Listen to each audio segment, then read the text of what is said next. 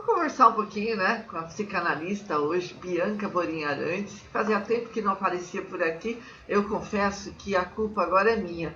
Eu vou me atrapalhando na minha agenda e se as pessoas não me dão uma lembradinha, acaba passando, porque tanta gente que procura e vai passando o dia e você não percebe. Diferente de quando eu estava no rádio, que saiu de lá, já saiu com uma data para outra volta, né? Mas a gente vai se restabelecer. Bianca, bom dia, prazer ter você de volta.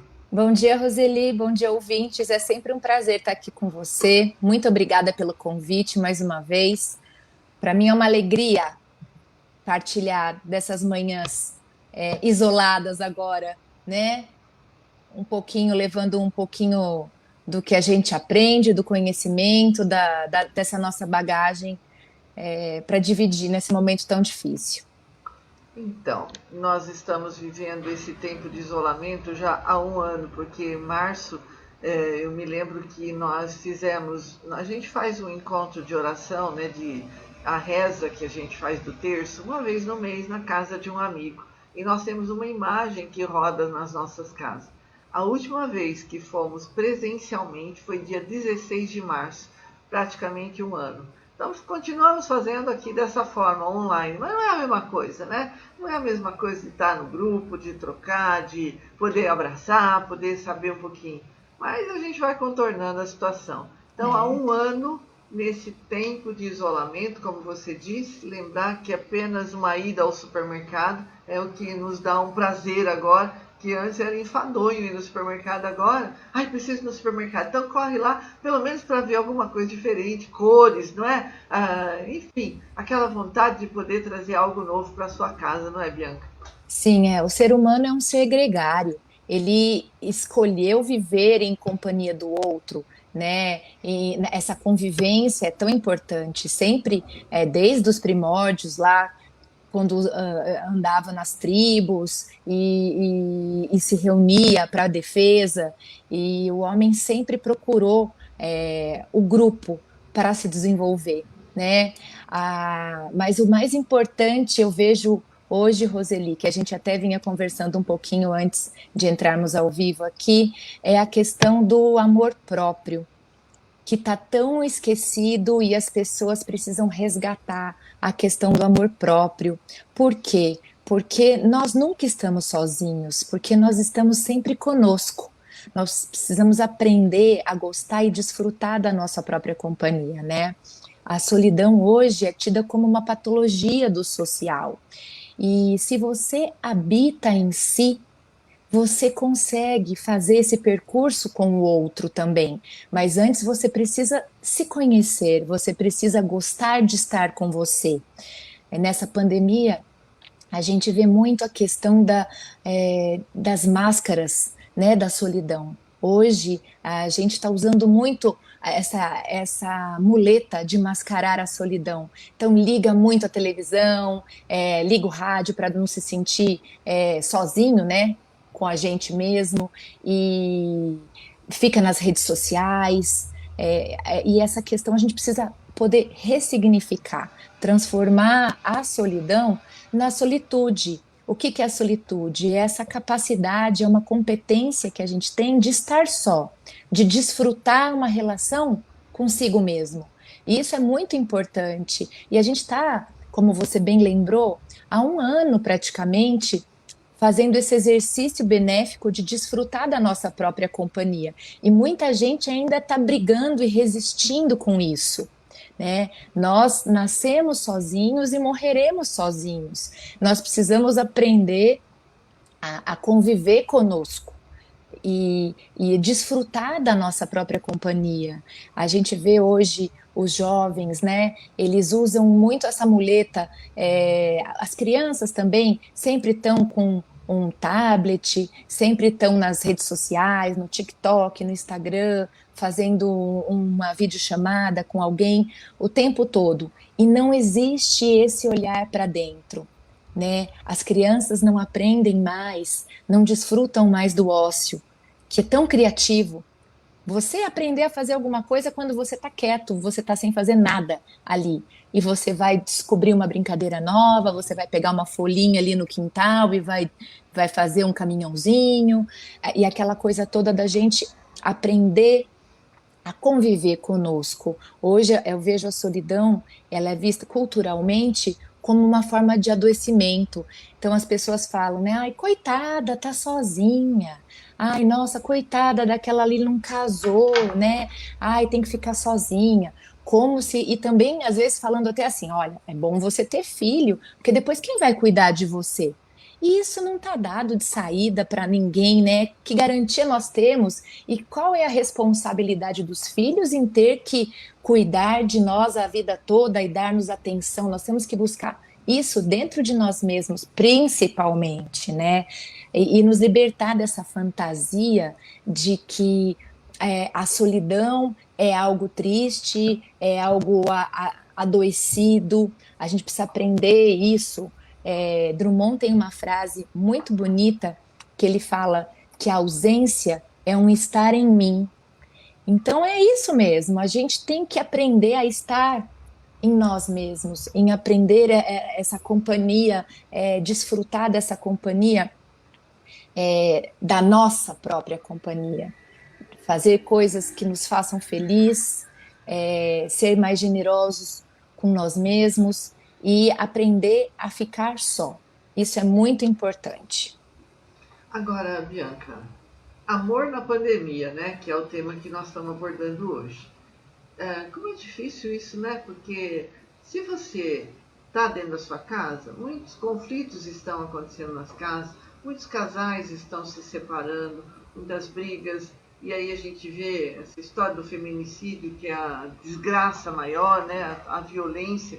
Mas quanta violência acontece dentro de quatro paredes, que não é divulgada, que não chega às vias de fato no feminicídio, mas elas acontecem. Então, esse amor que a gente está tentando mostrar, que é o amor na época de pandemia, é a solidariedade, é a compaixão, muitas vezes, é a prestação de serviço de você para com o outro. Enfim, tem tantas formas da gente ver isso, né? Sim, tem um texto muito bonito do Freud que chama O Mal-Estar na Civilização, que ele trabalha o sofrimento, né? O sofrimento que nos ameaça de três lados: pelo nosso próprio corpo, pelo mundo externo e a nossa relação com os outros seres humanos. E a gente vê hoje essa relação com os outros seres humanos muito intensificada e há uma revolta muito grande dentro da sociedade, dentro do que a gente está vivendo. Aumentou muito a polarização política, a polarização no social. Então, a gente tem as pessoas que não querem ser vacinadas, as pessoas que estão morrendo de vontade de ser vacinadas, esperando dia a dia ali a sua vez. Nós vemos ali a questão do usar a máscara, o não usar a máscara, o se cuidar. Então, existe toda uma revolta. Então, a gente vê bem claramente que as pessoas pensam muito assim: se eu não consigo destruir o vírus, né, eu não consigo hoje. O vírus é irreconhecível. Então, ele pode ser qualquer um. Eu preciso colocar essa culpa em alguém. Eu preciso colocar essa dor em alguém. Então eu coloco no marido, eu coloco nos filhos que estão em casa o tempo inteiro, chamando atenção, pedindo atenção, e, e isso vai voltando, as relações vão se intensificando e sempre pautadas na violência, sempre pautadas ali na agressividade, na revolta, na raiva. Porque o que é a raiva? A raiva é um pedido de socorro, o choro é um pedido de socorro, né? São protetores nossos. E acaba até a gente somatizando através da doença, que a doença acaba surgindo até como uma defesa de tudo isso que a gente está vivendo, né? Então, a gente costuma dizer que nós temos um objeto aí validado que é o coronavírus. A gente não sabe onde ele está, mas a gente sabe que ele existe. E por formação reativa, a gente coloca esse objeto no outro, ou até mesmo em mim mesmo, né? Que gera essa autodestruição, que é aquela pessoa que vai para balada, aquela pessoa que não se protege, que não usa máscara, que não acha que nada está imune a tudo e a todos, então essa pulsão de morte muito grande dentro de si, né, buscando essa autodestruição. E por consequência, por ser uma questão que ataca o coletivo, né, a gente acaba não vendo essa consciência do coletivo, de saber que se eu for para uma rave, se eu for para uma balada, para um baile funk, eu vou trazer esse vírus para dentro da minha casa. Eu posso contaminar sim a ajudante que está ali trabalhando, eu posso contaminar o meu pai, eu posso contaminar minha avó, que estão ali se resguardando. Então, é a falta de uma consciência coletiva e essa necessidade de colocar essa raiva, de colocar, né, de tamponar esse vazio por formação reativa no outro.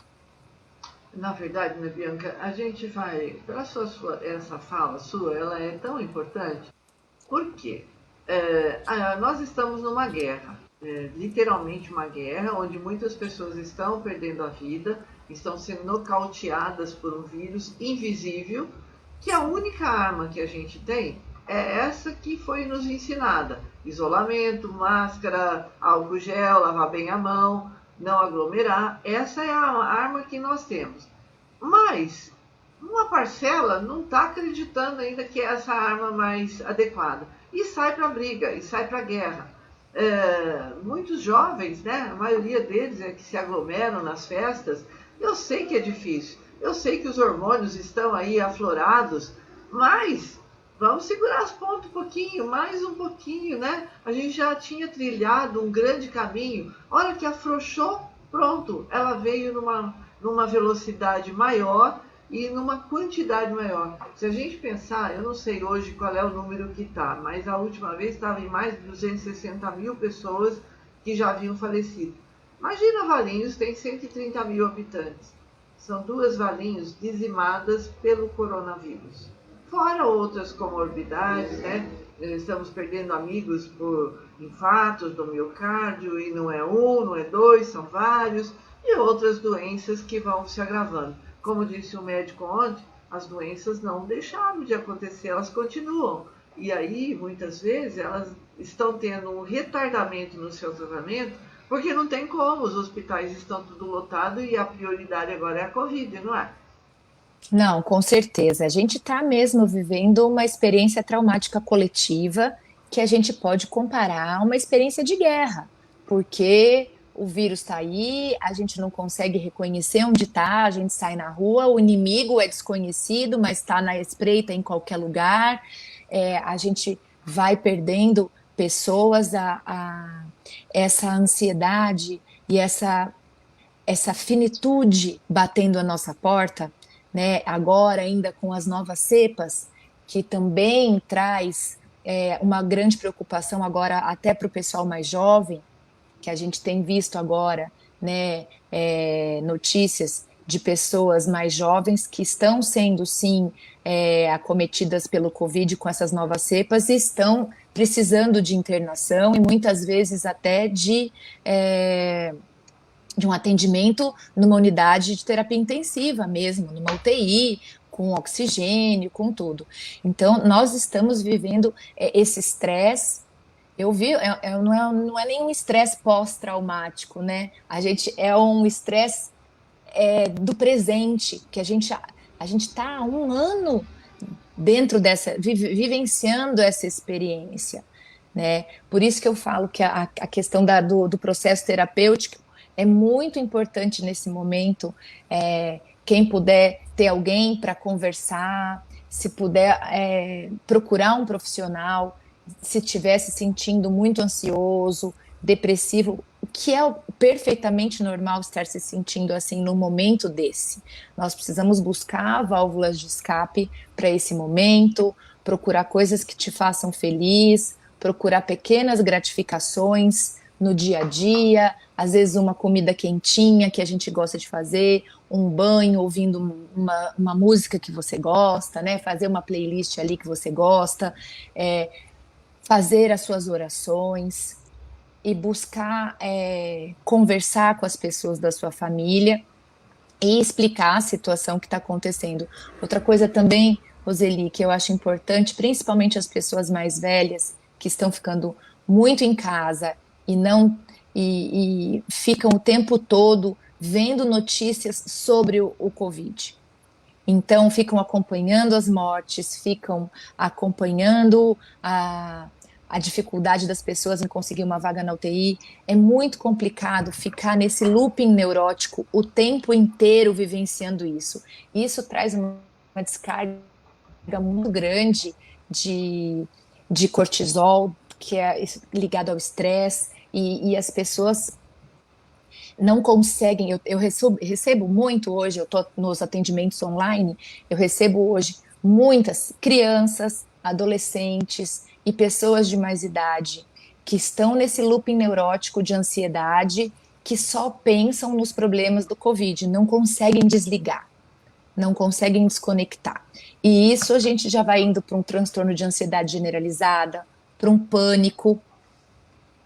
Então, a minha dica, o que eu posso falar hoje para vocês aqui é: tentem fazer uma terapia, procurar um profissional para você conseguir sustentar o seu silêncio lá, para que você se escute, para que você se entenda, aprender a lidar com a solidão, aprender a lidar com o seu vazio e não ficar o tempo todo ligado nessas notícias, o tempo todo conectado com o pessimismo, conectado com as pessoas que estão indo a óbito, porque isso só vai trazer você para um outro lado, para um polo de ansiedade extremamente grave. É muito sério isso que você está falando, porque se você fica muito em casa, eu, graças a Deus, estou em casa, mas estou aqui trabalhando. Então, na manhã, eu tenho pelo menos 3 pessoas diferentes com quem estou conversando, como estou fazendo com você agora. E imaginando que do outro lado do rádio, várias pessoas estão nos acompanhando. Então, forma aqui meio uma corrente aqui, né? De solidariedade, um ajudando o outro. Então, eu compartilho com você o seu conhecimento e nós compartilhamos com os ouvintes aquilo tudo que estamos fazendo aqui. E depois, terminando o rádio, eu tenho outras ações aqui. Mas olha, eu confesso para você que até eu que estou assim com a cabeça muito boa, preparada, tem hora que as notícias que estão sendo passadas, elas balançam um pouquinho e falam: opa, vamos tomar mais cuidado, né, em tudo isso que nós estamos fazendo. Vamos aumentar a nossa proteção.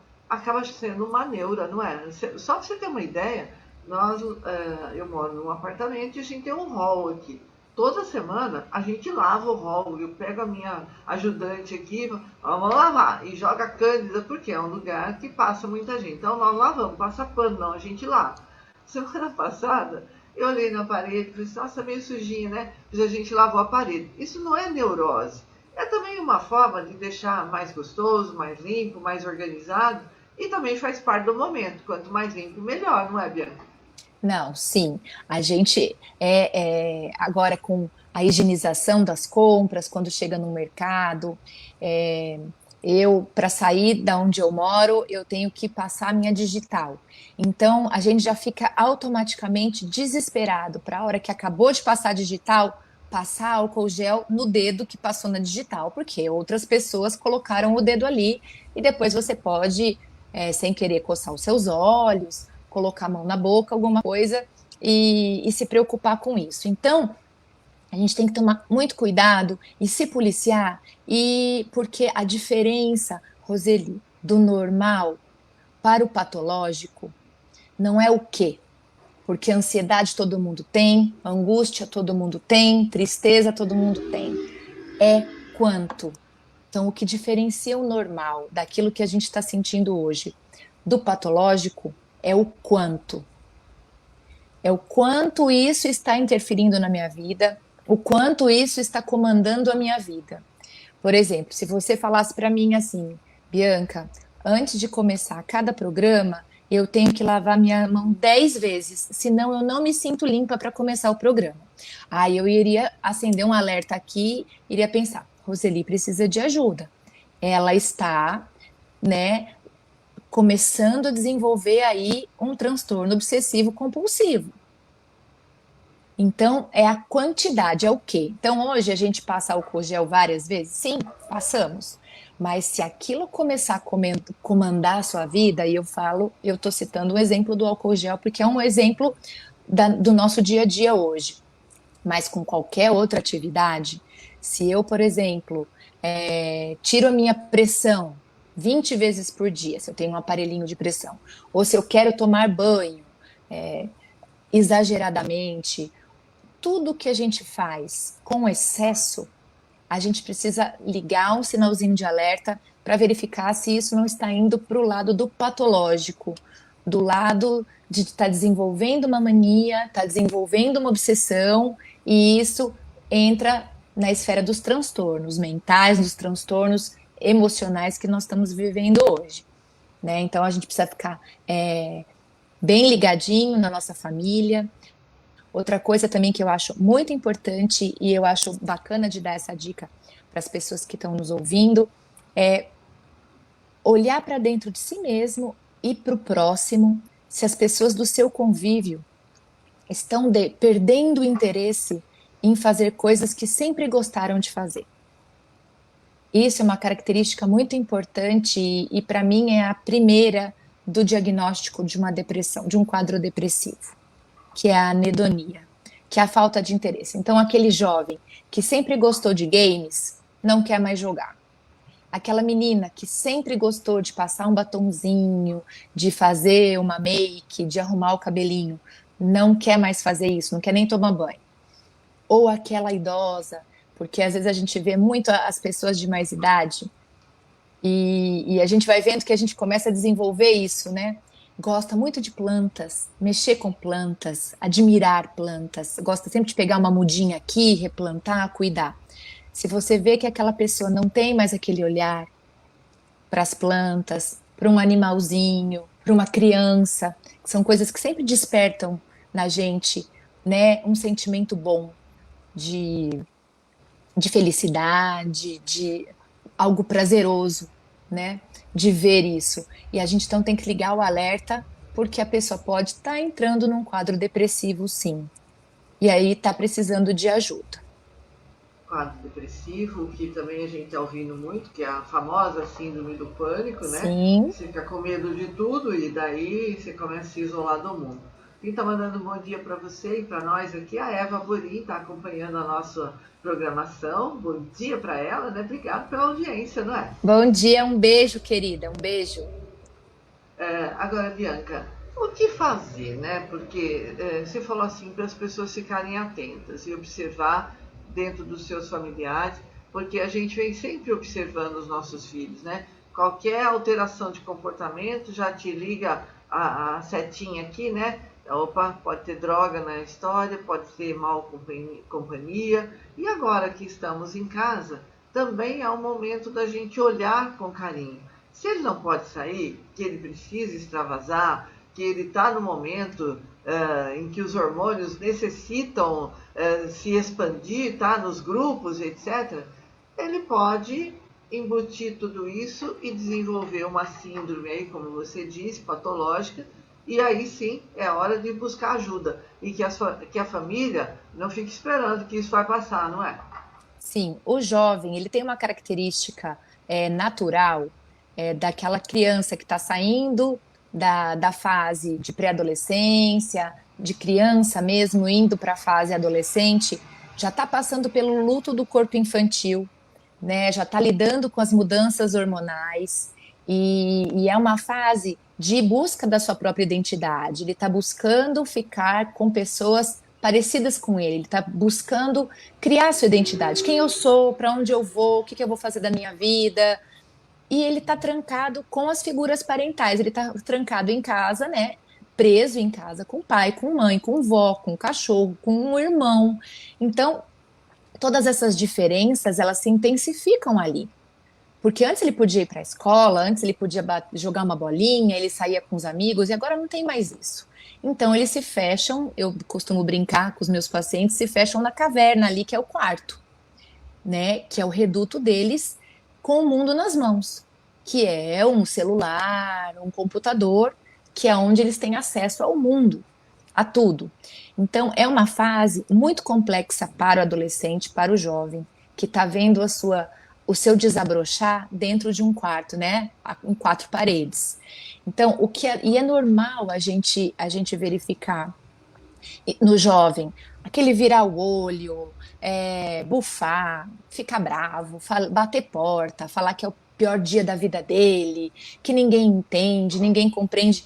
Isso eu tinha um professor, o Ivan Capelato, que eu gosto demais, que é um psicanalista muito é, brilhante e foi meu professor na especialização, e ele costuma dizer que se o jovem ele está com essa pulsão de vida, né, bem forte, se ele está revoltado, se ele está batendo porta, se ele está gritando, tá tudo bem. O Ivan sempre falava isso. Então, é algo que a gente precisa olhar, mas assim, é normal, porque ele está em construção. E toda construção faz barulho. Então, ele está se construindo, ele está buscando elementos. Agora, a gente precisa verificar se isso não está indo para um lado da violência, se ele não está se machucando. A gente até falou outro dia sobre. Eu gravei um vídeo, até tem no meu perfil, sobre automutilação dos jovens, né, que se cortam principalmente a parte interna das coxas, braço, lugar, porque eles têm um vazio, né, é uma dor que eles não conseguem nominar e eles procuram, através da dor física, substituir aquela dor.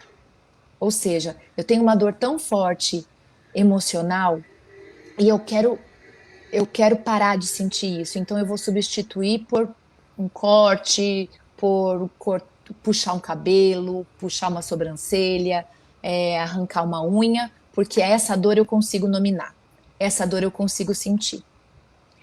Então é algo, então a gente precisa ficar alerta nesse termômetro, porque o jovem por si só é impulsivo, é dramático, né? E está se descobrindo e se construindo. Então é normal que às vezes tem mães que chegam para mim e falam assim: é normal, meu filho tá batendo porta, ficou muito bravo com o irmão, uma coisa pequena ele transforma numa coisa grande. Sim, é normal. Ele tá num duelo interno com ele mesmo, horas sendo criança, horas querendo ser um adulto, horas querendo o mundo, conquistar o mundo e preso dentro da própria casa, né? E lembrando que o córtex cerebral de um ser humano, ele termina de se desenvolver mais ou menos com os 25 anos.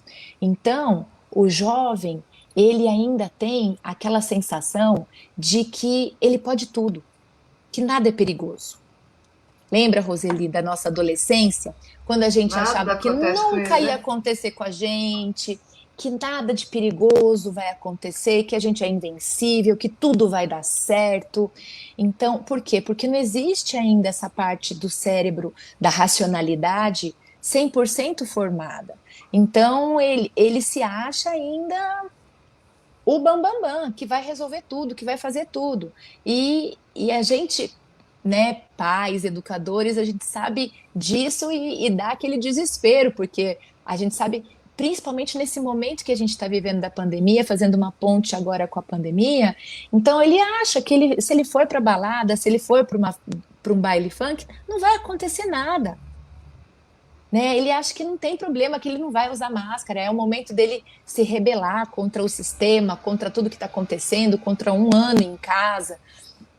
Então, tudo isso a gente tem que estar muito atento, ligar aí o alerta, né, para os jovens, para os nossos jovens, e entender que um pouquinho de revolta, um pouquinho desse comportamento agressivo nesse momento é, é, é esperado. E o que, que a gente pode fazer com isso?